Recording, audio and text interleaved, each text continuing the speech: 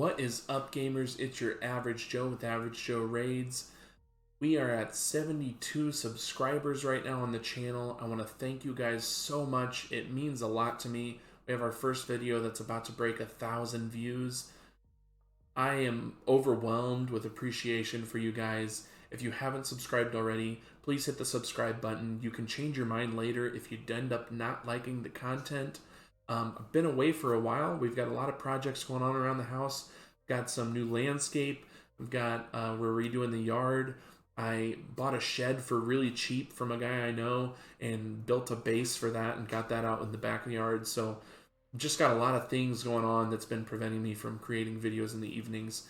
And we are back. We're going to look at my campaign farmer and basically, hopefully, the minimum stats that you can use to make Bellower your campaign farmer. So this is a rare champion. And I've been using Bellower in a stun set, but I just finally decided I've been using Trunda for my campaign farmer.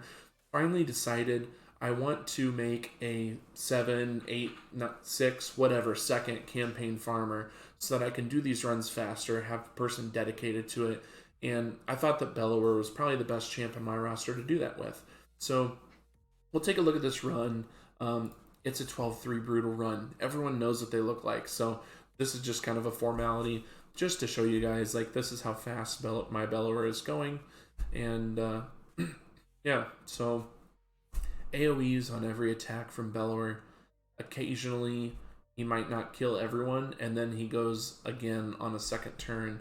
And yeah, so 7 seconds is pretty typical. Sometimes it's 8 or 9, but sub 10-second campaign farmer out of Bellower. So let's take a look at his gear, and we'll see what the minimum stats. I think the minimum mostly because I was there were occasional times that not all the enemies were dying, and he would take a second turn. And he doesn't do that very frequently anymore. I changed a couple things around. So I feel like this is probably the minimum. Who knows? It could be different if you have like Savage gear. And I do have one set of Cruel. So that is helping out a little bit. Excuse me. But 3754 attack, 146 speed. That could probably be lower, honestly. The speed could be lower if your damage is higher. So I think you can go. Oh, I gotta sneeze. Oh, goodness.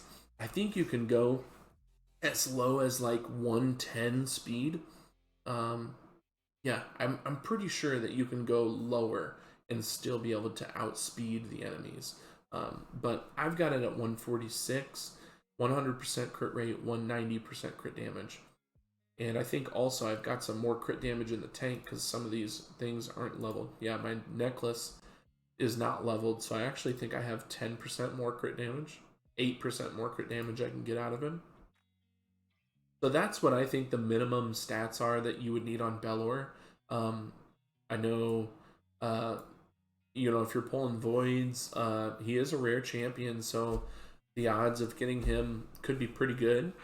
So hopefully you get one. He's also really good elsewhere. I used to run him in a stun set, and I also gave him quite a bit of accuracy.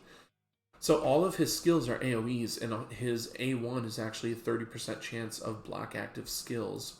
His A2 is a 75% chance of the small version of decreased speed for 2 turns, and his A3 is 100% chance of a small decreased attack and 100% chance of a small decreased defense.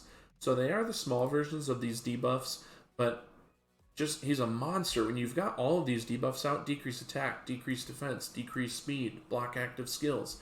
I mean, you could even set him up just to do his A1 in a stun set and then have that chance to block active skills. And, he's very, very good for Ogre and Tribes Faction Wars. He's very good for Doom Tower in a stun set. So he is honestly one of the best rares in the game, probably behind Old Heart, and then maybe Reliquary Tender, and then you have Bellower. In my opinion, better than Apothecary in terms of getting through waves. Now, maybe Apothecary it could be an argument, that he could be better because gives you increased speed for like clan boss and boss fights. But you know, potatoes, tomatoes, potatoes, whatever. I think Bellower is a great rare champion.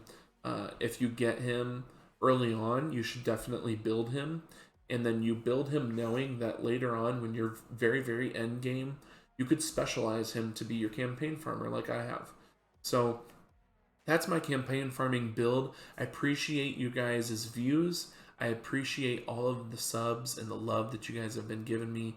I want to continue to build a community and help you guys progress through the game and figure things out that maybe you get stuck on. So, thank you so much for watching. I will see you in the next one. Stay average, friends.